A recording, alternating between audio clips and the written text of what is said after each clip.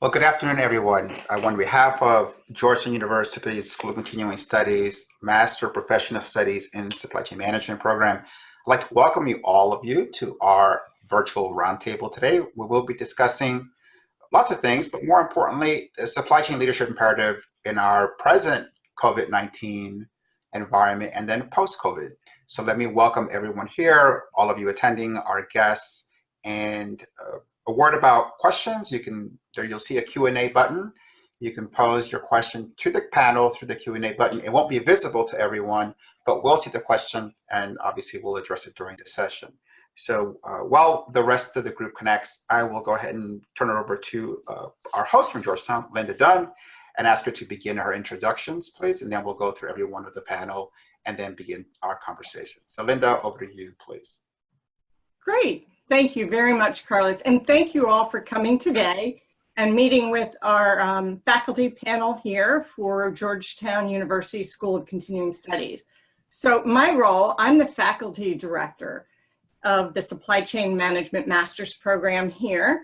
And prior to that role, I was in industry with my latest tenure really being with HMS Host. I was the Vice President of Supply Chain and Quality Assurance, where I focused on procurement, distribution, food and supplier, food safety, category management, and areas such as that in the supply chain. I would say a little bit more about my background is that I have been in financial planning and analysis type roles, also in roles such as revenue optimization and a little stint in marketing. And other background industry-wise has been in telecom and banking, but most of it really in the food service industry. And as far as sort of educational background, I came and got my MBA at the Smith School of University of Maryland. And then undergrad, I was at James Madison University with a double major in English and finance. Supply chain wasn't very big back then, I would say.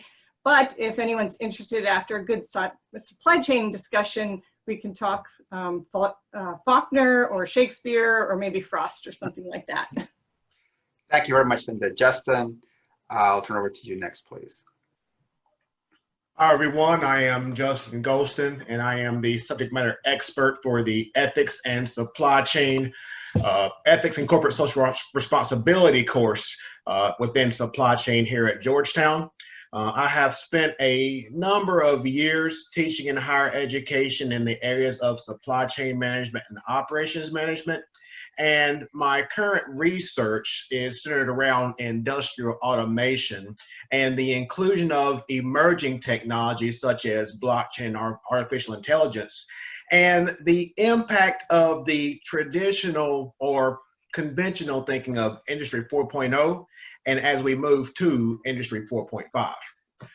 Within industry, I have been a management consultant for a number of years, primarily working with distributors and manufacturers on digital transformations and supply chain optimization projects. Justin, thank you very much. Let me turn over to Gurpreet, please. Hello, everyone. Thank you for joining us. My name is Gurpreet Singh, and I'm the faculty in SME for Introduction to Operations and Supply Chain Management, which is one of the foundation course for this degree program at Georgetown. So my background really is, I have an MBA in Supply Chain Management. I did it from Rutgers Business School many, many years ago. Our cohort actually was one of the first cohort back in the days to get a degree in Supply Chain Management. And then I also pursued a PhD, and I finished my PhD from Rutgers again in Supply Chain Management. So my research areas and my dissertation was all in operational excellence, and I've done a lot of work in the service sector in particular, trying to figure out how we can achieve efficiencies using process improvement, process management, and operations management within the domain of supply chain management. I founded my own consulting firm, two of them actually, about 12 years ago, and I've been fortunate enough to consult for many Fortune 500, a few Fortune 100 companies in the tri-state area. In the meanwhile, I've also been teaching for about 10 years now for Rutgers University for their executive MBA as well as the full-time MBA and MS in Supply Chain Management program. In addition, I also teach for University of San Diego School of Engineering, and now I'm really looking forward to and glad to be part of the Georgetown University School of Continuing Studies, and looking forward to answering any questions you have for us today. Thank you, Gurpreet. And James, please. Yes, my name's James Jacoby, and I am the faculty and subject matter expert for supply chain analytics and technologies. My background is I have an MBA from Loyola University of Maryland, but I've really one of those people who've been grounded in supply chain. I started my career throwing cases in a distribution center, ultimately built a distribution center, both a dry grocery facility and an ammonia refrigerated facility. I probably implemented every type of system there is, warehouse management systems, ERP systems, CRM systems, POS systems, probably every type. My background, I've been in the C-suite of multiple industries and multiple organizations. Currently, I'm head of operations for a brand new startup, direct-to-consumer organization, and having a fantastic time with it. Well, James, thank you very much. Let me go ahead and move on to our first item of discussion today. James, before we got on the air, you mentioned that you were just on a supply call talking about the lack of availability of certain critical items for your business. But I can't think of a better segue to our first question, which is thinking about what we've just lived through in the last few weeks. And as you reflect on what has just passed and where we are as a moment, what are your maybe observations or reflections on what we've just lived through and as you mentioned, are living through right now? So I think that there's two types of organizations that came through coronavirus in the supply chain, and kind of two ends of the spectrum. I think that there's one out there that basically just try to keep themselves in their head above water. The other one, I believe, is the other end of the spectrum that took on digitalization, on risk management, took on other opportunities to prepare for that and prepare for coronavirus. I think the statement was that how many supply chains were affected by this coronavirus. And I think the number came out 96% of all supply chains, all industries were affected by this coronavirus event or pandemic event. However, how many succeeded and were able to really show their muscle and be able to continue on? And I think that number comes down to like 20%, between 20 and 20%. So it tells you that currently in the supply chain management field and organizations and industries that are out there in today's world, 20% are really prepared, whether it be digitalization, risk management, data gathering, prepared for an event like this. And I think this pandemic, coronavirus, will change the way we look at supply chain management. I think it'll change in the way organizations look at supply chain management. Thanks, Jason. Let me ask you the same question. As you think about what you've seen in the last few weeks, what are your takeaways or initial sort of conclusions on the way different supply chains have been affected, how companies have responded? Any initial thoughts as we end this first phase of the process? And Gurpreet, if you could please unmute. Apologies. Thank you. So look, about 16 years ago when I did my MBA, I had to, explain to people what supply chain management was. And fast forward to 2020, undergrads know what supply chain management is. So I'll give you both the good and the bad of coronavirus, COVID-19. The bad, of course, all of us know, and, James make a good point. We can do a Pareto analysis here. I think it's actually more than 80% of the supply chains that were impacted. I think we put all the, breads in one basket, and we'll talk a lot more about, that in the next few minutes, the low cost countries and how most of the companies just thought about outsourcing. The good, I think, that's going to come out of this COVID-19 situation is the companies are going to start realizing about risk management in a more careful manner. They're going to start thinking about plan B in a more careful manner. So look, I'm in the West Coast now, and I lived in the East Coast for about 20 years. And before Sandy occurred in the state of New Jersey, I hope most of you are familiar or remember the days of Sandy. Majority of the Fortune 100 companies in the tri-state area, especially in New York City, had very minimal or no risk management plan. Okay, and I think that's what's happening with the supply chain sector today. Majority of the supply chains had no clue how to manage risk. We had just 1 or 2 countries that we relied on for our manufacturing. And all of a sudden now we are under a shock. And after we get out of this, God willingly, hopefully very soon, we'll start looking at things in a very different way.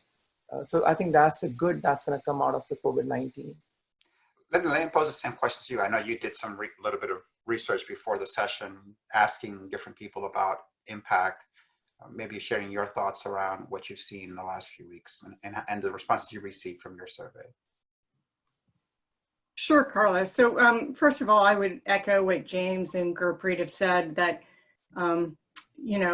a lot of this was about the contingency planning. And that's what a lot of people, when I sort of did a crowdsourcing exercise, right? But I didn't do the general public, I did experts, which was really helpful. And I thank the people who really participated. I had quite a few. If I start to go there and say, solutions, it really stems from what some of the issues were, as Gurpreet was saying. And the companies that did well, we know, as James said, they're the ones that don't have the just survive mentality. They have the thrive mentality, I'll call it. And what we saw in sort of the feedback and when we listened to experts really is, one, supply chain is going to have a stronger voice, right?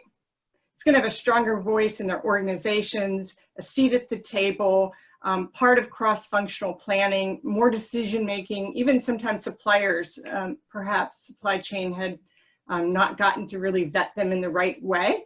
So some of that is going to definitely change. So we'll see one supply chain having a bigger voice. And another common theme was then supply chains becoming more resilient and more shock resistant. And I don't like the word shock proof because nothing's shock proof, let's be clear, right? It's being more resilient when something happens and better prepared. And we saw that really in 2 ways. Just to talk about that. First is really an acceleration of trends that are already occurring. So I might call it the 4 A's. One is activation of those digital solutions, right? So the firms who were ahead on that really are doing better. And so those that weren't are going to be moving ahead with more digital solutions. And that's for the real-time data. That's for visibility. I would say that's one of the words that keep coming up again and again is visibility.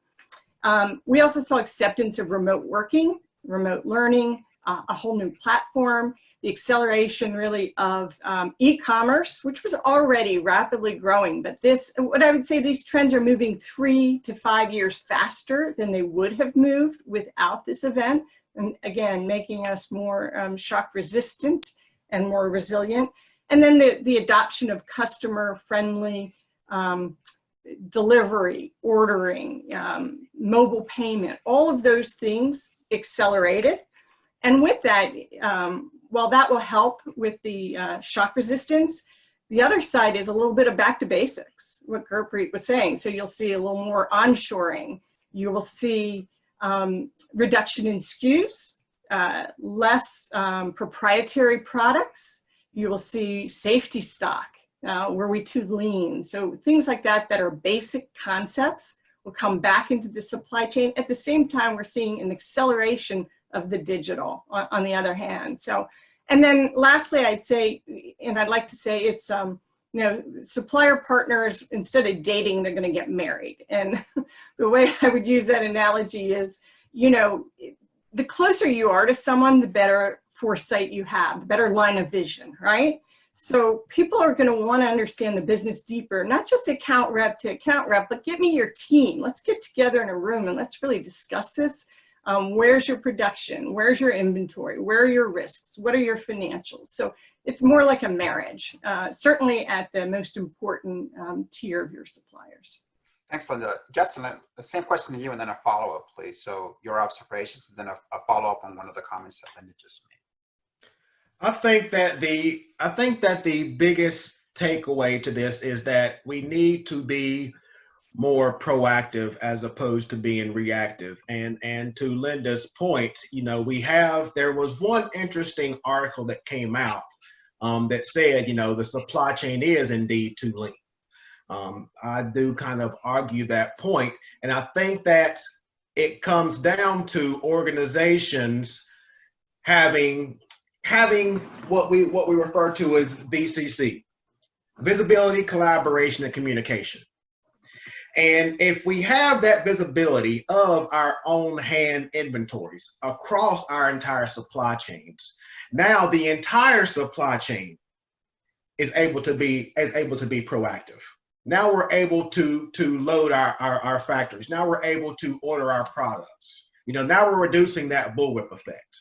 You know, Sam Walton, and so that what led to Walmart's success was that Sam Walton said, give our suppliers everything, give our suppliers all of our data, so that they can supply us whenever we need our particular product. So that comes down to sharing the information, like Linda said, getting in the bed, having that marriage, sharing our bank accounts, our bank accounts being our data. You know, so that it's a win-win for all business partners throughout the supply chain. And I think that the biggest thing that comes down to this is the digitalization that's going to occur. You know, with the emergence of, you know, artificial intelligence and being predictive, you know, in our decision making. You know, as well as I think it's going to come down to trust. You know, we say that yes, we have to trust our suppliers, but we say it, but we don't walk the talk, and that's the reality that we see within the industry. Let me ask a follow-up question, and actually I'll ask the entire panel, and it was a question that we talked about in our prep call, but also came from one of the attendees, and that was this issue of optimization for one part of the supply chain, whether it's a node or an institution, and maybe sub-optimization at the macro level. And the question was specifically about healthcare, and that's been maybe mostly publicized, but we've seen it in other areas. So in one, it's the paradox of very successful application of certain techniques maybe in one part of it, yes, but not at the macro. What's your take on that? Is that a fair criticism, do you think?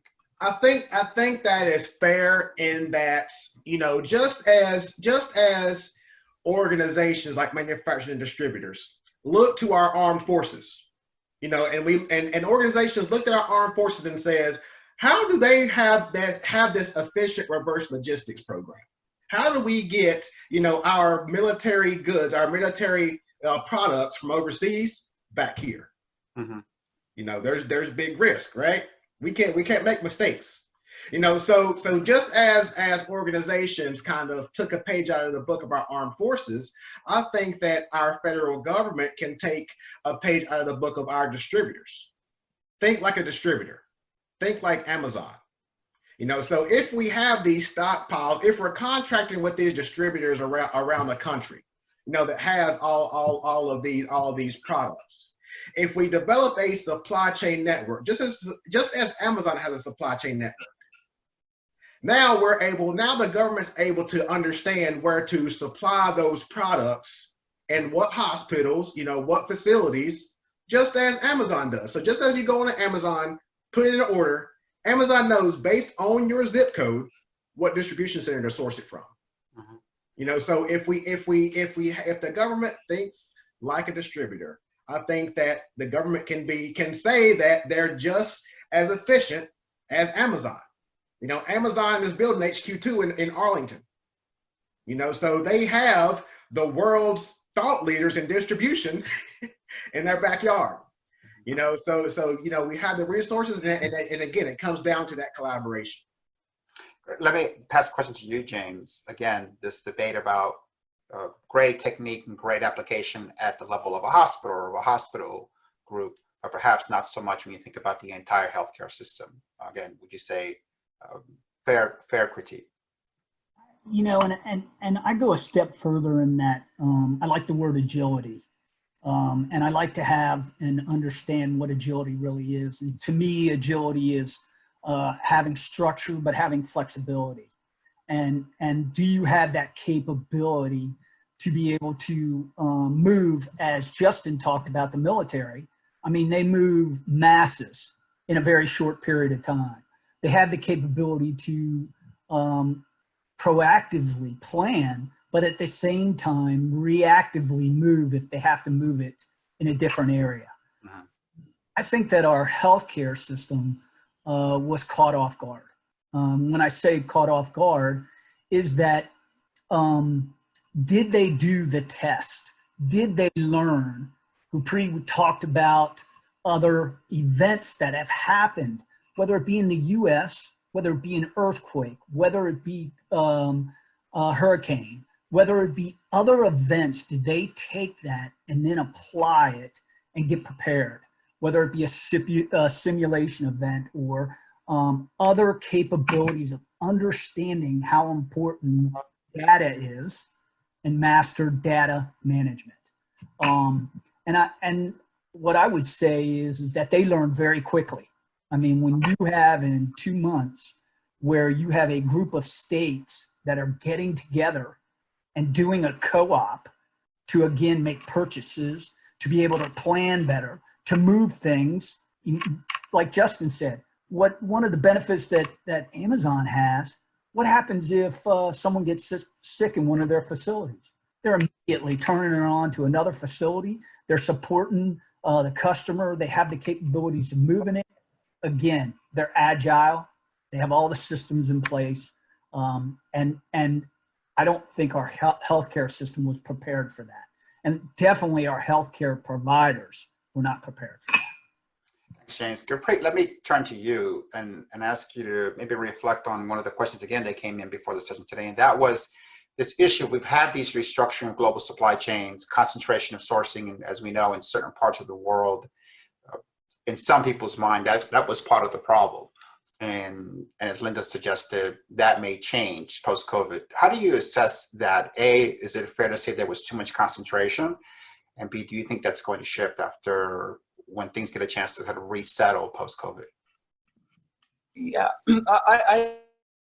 it's my opinion. I think that's going to change in the future. I think we focus, and we are partially guilty as academics. We focus quite a bit on this concept called low-cost country sourcing, right? So without getting into politics, it was pure science. It was, okay, which country offers a really good blend of productivity and low labor costs? Because we cannot just focus on lowest labor costs. We also have to, factor in, how is the productivity?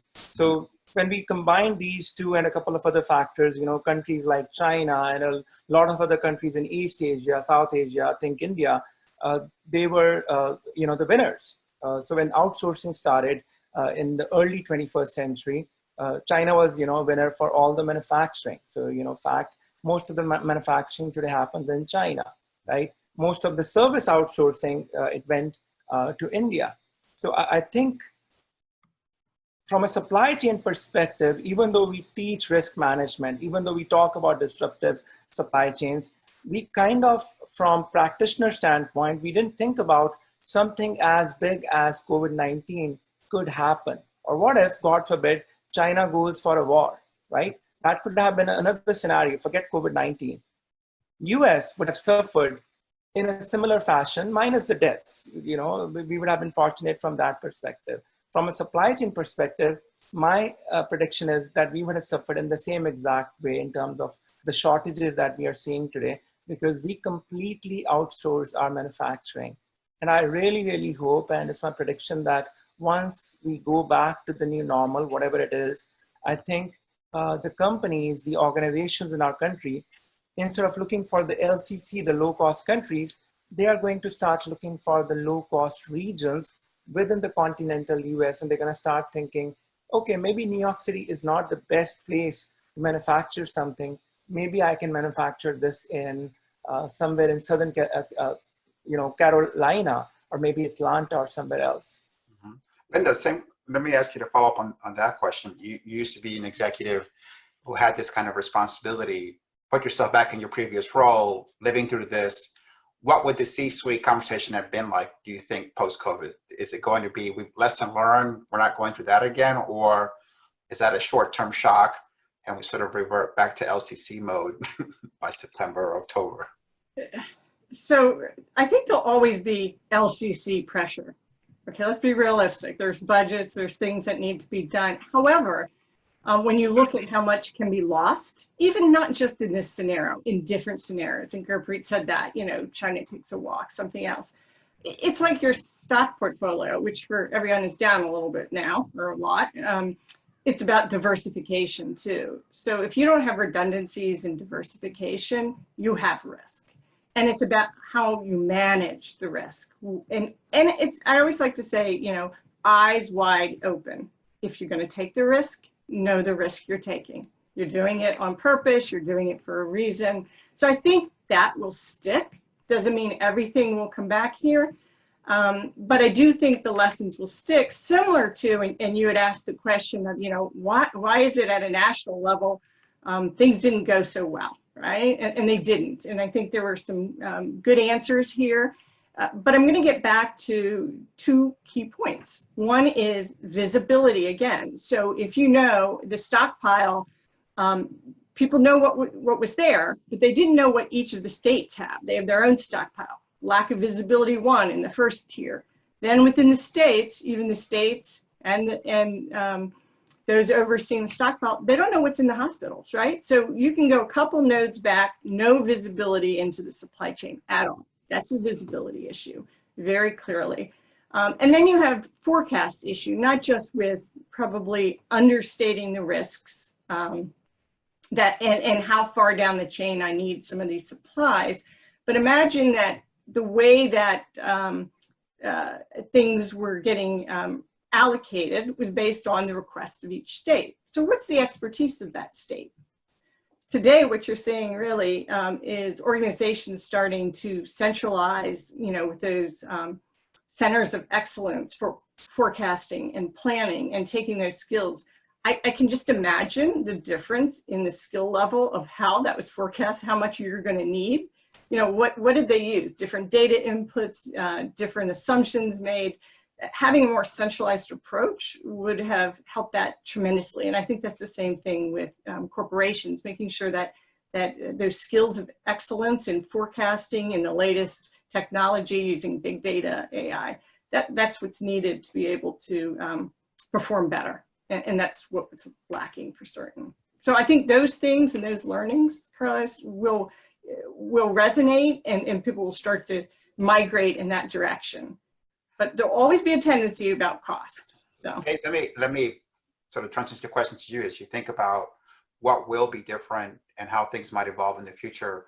Certainly things like visibility, right, are topics that have been around for a long time and still remain topics. So, but as you think about what might be different going forward, either as a functional development or as you think about how an industry might change going forward, what's your short-term prediction? A year from now, we'll reconvene this group. What has changed in your opinion? Who is that to? Sorry, for you, James. I definitely, I think that there's a couple things. Technology, of course, and we talked previously, Justin and myself, about blockchain.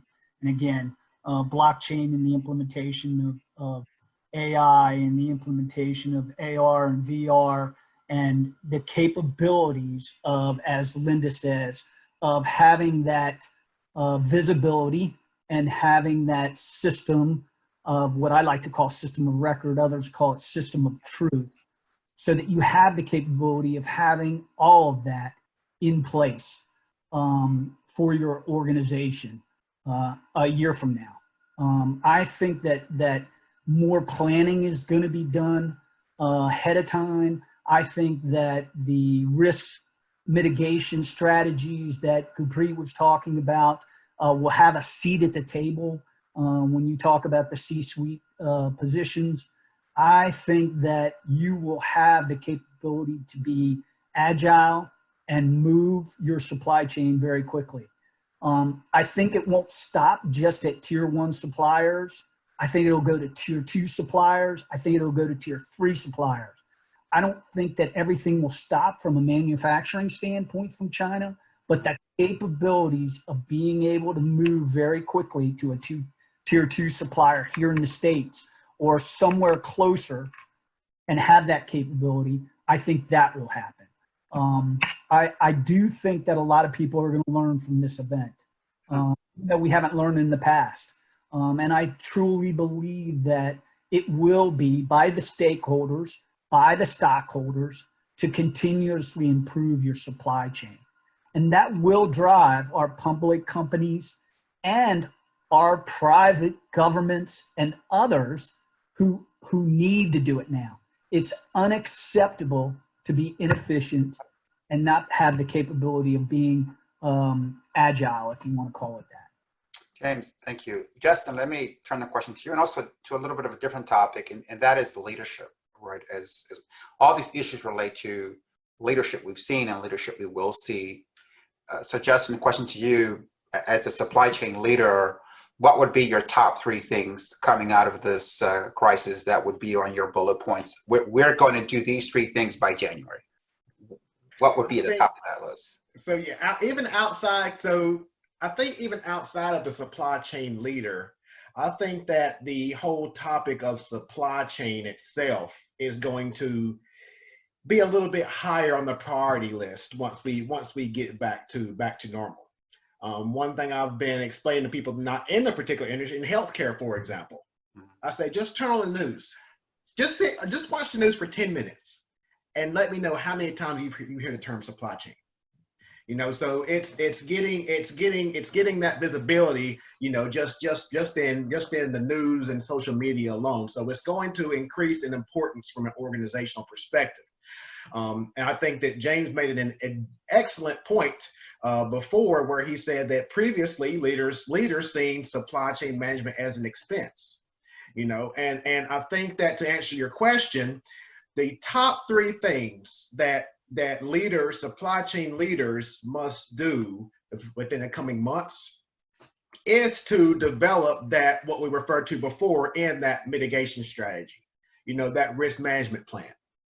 And also, I think that also comes down to creating an organizational change plan, because we can create a risk mitigation strategy, we can create a plan, but we have to get our workforce on board with this change. Mm-hmm. You know, we have to let them know where we're going, how we're going to get there, what's your engagement in this process, and how is it going to positively, most important, positively impact you and your role within the organization. Mm-hmm. And that is how organizations need to lay out that organizational change initiative to get buy-in within the workforce. Now, once we return to normalcy, you know, there's going to be fear. You know, what does the future hold, you know, for those employees? And I think that the whole emotional intelligence is going to be important. The cultural intelligence is going to be important for leaders, you know, to kind of walk in the shoes of the employees, to understand where they think the future is going within the organization. You know, so it's outside of that strategy, and it's more of empathy as well. So I think that it comes to and that's more of, you know, the people aspect of the organization, which is going to be very, very important to leaders of the organization. Just let me follow up on your question, then I'll ask the same thing to Gurpreet. When I've talked to people personally, friends of mine in the last couple of months, the 2 groups of people who seem to be on calls 24 hours a day and who are exhausted and who are at their wits' end are healthcare people and supply chain people. Yes. So you might even term the supply chain are kind of their own kind of first responders to a certain extent, because the first responders don't respond to anything until the supply chain folks do what they need to do. As a leader, and as a leader question, looking at your procurement, your logistics, your supply chain teams, and saying they have been pushed maybe in ways that haven't been pushed, how do you lead them through that? Any thoughts on what a good leader is telling those teams right now? Not just about now, but the future. Well, I think that what we're going through now is it demonstrates the importance of their roles within the organization. You know, so again, it goes back to that empowerment. You know, you say that, yes, yes, you're working hard now, but you're keeping this company running. It's because of you, you're keeping this organization running. You know, and that obviously is going to lead to, you know, additional opportunities for those individuals of the organization. And given that they have that experience, that risk mitigation experience, you know, that you know, emergency, you know, experience, then those are going to be the leaders of those new initiatives that we talked about. You know, so for those mitigation strategies, for those new projects, those are going to be the leaders. They lived through it. You know, they kind of sailed us through, you know, this particular pandemic. So that is kind of their proof that they can be successful leaders in you know, in uncertain times. Again, same question to you, adding a couple of comments I've heard from a few executives, which is I was surprised that there were how people sort of stepped up. Not always the one I expected. Is the one who sort of moved to the front and got us through a difficult moment. Your thoughts on leadership at the executive level, and also what you communicate to your team today. Sure, but let me give you interesting facts. So in our household, my wife is a nurse and I'm a supply chain guy. So we have a pretty interesting family. Yeah. So I think, you know, going back to what I said earlier, the good that's going to come out of this, you know, pandemic is, I think we'll see a new level of trust, hopefully, between the leaders and the team members. And I'll give you one simple example, you know, and being an educator and entrepreneur, I've had an opportunity to work with so many different firms. And I saw both the extremes where, you know, some of the companies like Yahoo, Google, Amazon, work from home, remote work, absolutely permitted, encouraged as a matter of fact, and some other companies, without taking any name, even though the employees would not add any value sitting in the office, they were required to sit in the office because there was a lack of trust. And I think after what we have gone through and the new normal that we are living today, you know, the leaders are going to have this new level of trust. And I think that level of trust is going to transpire even between, like Linda said, the traditional fault lines between the traditional buyers versus the suppliers, where in the past, what I used to see, buyers used to just dictate their terms to the suppliers. The leaders in the buying firms, they used to think it is take it or leave it. You know, Justin, you mentioned Sam Walton, and you know, Walmart was guilty of that as well in early 21st century. I think thanks to COVID-19, we're going to go through a change in the leadership style, hopefully, where, you know, we will see a better trust between the top leadership and the employees, and the buying leadership and the supplying leadership, where they start working as partners.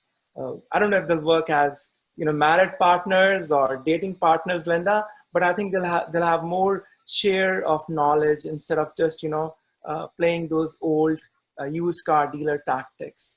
And I also think, you know, one other point I would like to make is, I think supply chain field in general is going to go back to the basics.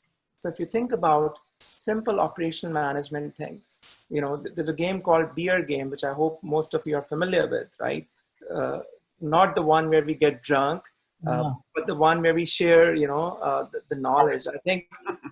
I think companies are going to start using those simple tactics to just, you know, think about how can we work together? How can we partner together to move forward and to solve problems? That's the hope. You know, you bring up an interesting topic, which is as you think about your classes right this fall, I wonder if you're reflecting on things that maybe you'll emphasize even more, right, the next time you teach, that go back to these fundamentals. So, like you said, so much of it is where's my material? What can we get? What can we not get? Right? The importance of a good forecast. So as you think about and I'll post it to all of you, when you go back to teaching in your next round, what part of your syllabus or what part of the course that you think you'll really emphasize coming out of COVID? Gurpreet, you please. Sure. Yeah, for me, definitely, you know, this is going to play a huge role in the revision of syllabus and what I'm teaching or going to teach in the fall and going forward. You know, again, risk management, resilience, supply chain resilience, that's going to be huge. There are going to be so many cases in terms of which companies were prepared and what they did better, what other companies could learn from them. And I'll give you a simple example. We don't have to go outside. Just think about our sector, the education sector.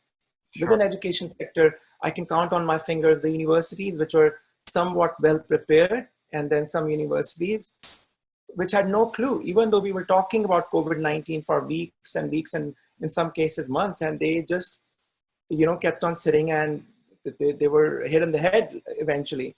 So I think we're going to have a lot of different case studies for our students to learn from COVID-19.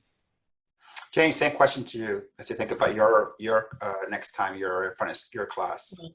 I think again that technologies are huge, emerging technologies, which is part of my course. Big data, data governance, forecasting, demand planning. I mean, all those things that you're going to need really to kind of lead a supply chain are coming out of my analytics and my technologies, whether they be current technologies or future technologies. And then how do you apply all those things, again, to get to that point, to lead the people to manage the supply chain? And so these are all things that you're going to have within your tool set to understand, whether it be data analytics, whether it be the communication and the collaboration of people, whether it be the partnership, whether it be the risk management skills, all of that you're going to need, again, to be able to take a supply chain to the next level. Justin talked about change management. Huge, incredible. Over the next 18 months, there's going to be major change management transformations within these organizations. It's just going to happen. And I think we all know that. Linda, same question to you, then I'll go to Justin with the same question and our follow-ups. But Linda, for now, you're thinking about evolutions in your syllabus and in what you would emphasize next time with your class. Sure. There's a couple of areas. First of all, I like to say all my personal mistakes have been my best teachers, right?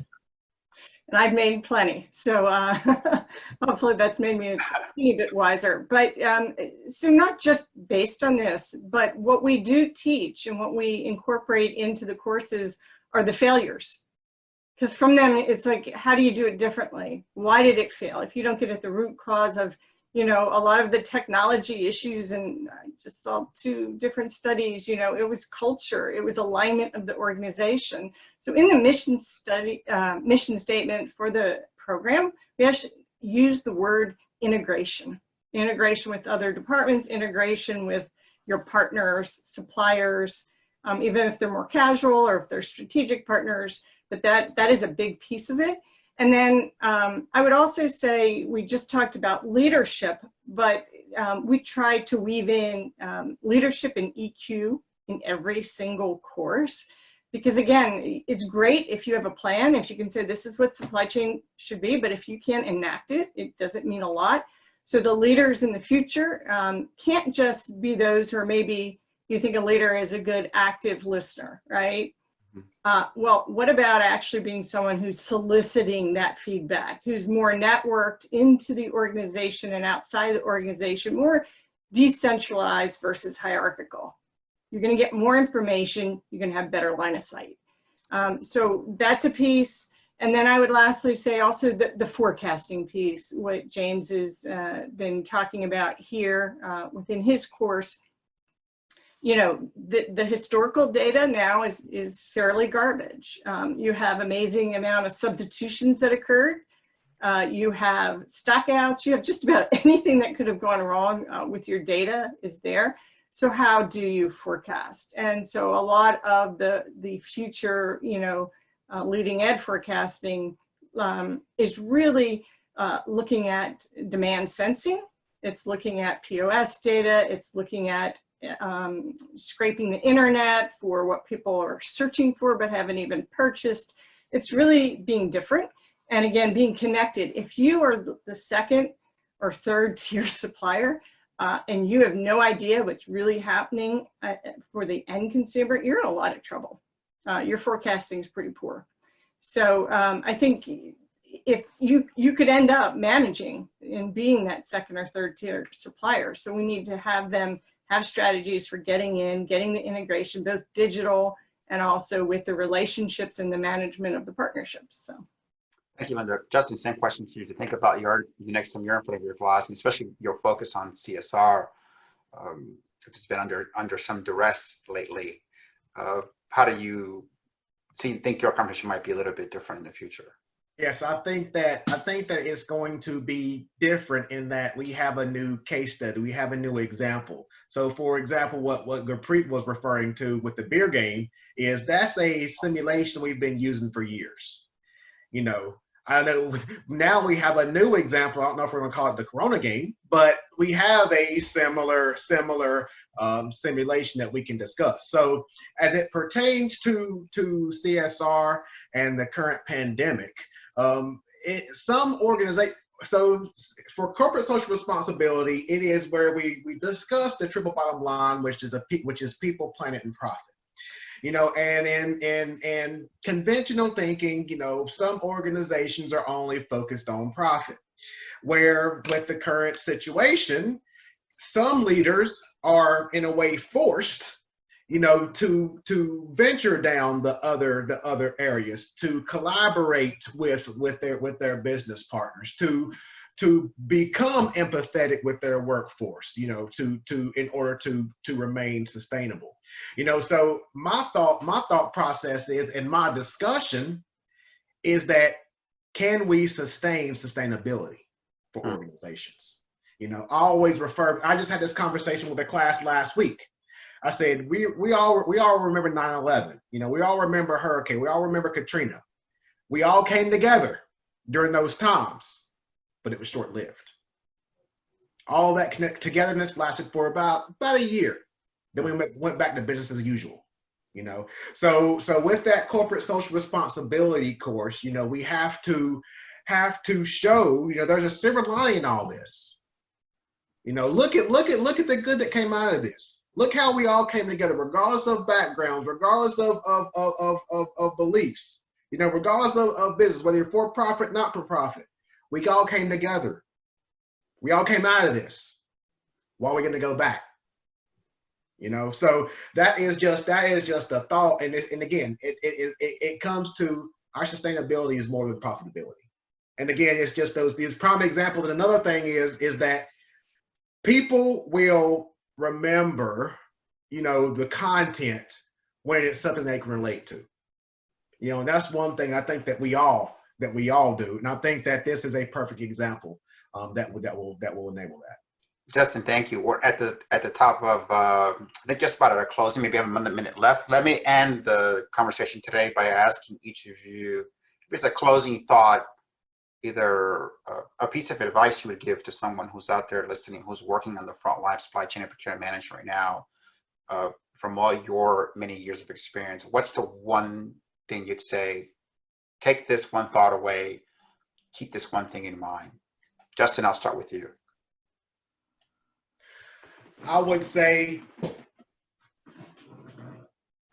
that I'm not being biased, but I think that the whole supply chain management discipline is the future. And I think that this is a perfect example, you know, of the importance of that particular discipline. And I think that the things that we discussed, the leadership, the emotional intelligence, the data analytics, are inputs to that. And that's going to kind of grow the importance of this particular discipline within the industry.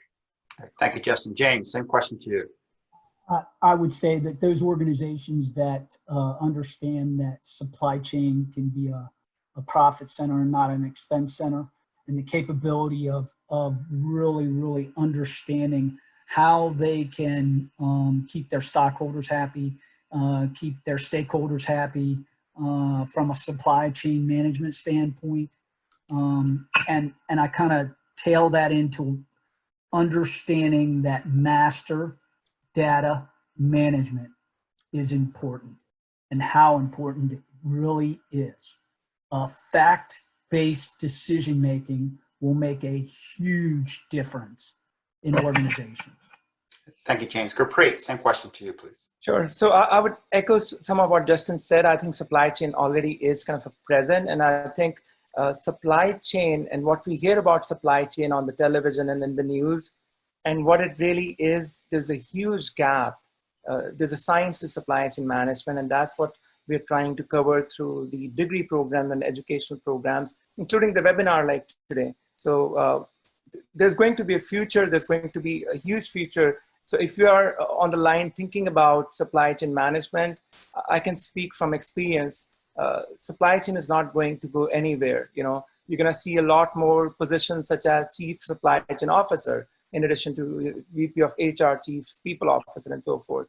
So if you're on the line, I would say get educated on supply chain management. If you're a C-suite person, even then get educated, because there are so many things you may learn from different people, not just us. There are so many experts out there that you may take home and you may be able to apply to your industry, your organization. Thank you, Gurpreet. Linda, last question to you. Sure. There's probably 2 points, but one is the current state is never the future state. So there's so much change. I've witnessed so much change, and it's going to keep accelerating. So to Gurpreet's point, you have to be sort of a constant student, and I think you have to mix it up. Where are your sources of information? Who are you talking to? Are you talking to people in different positions, different organizations? And if you can be part of really forging the path for the future state of your organization, it's going to be through using data, really having that, looking forward view. And you can do that in supply chain, so that's pretty exciting. And then the second piece would just be, it's still about people.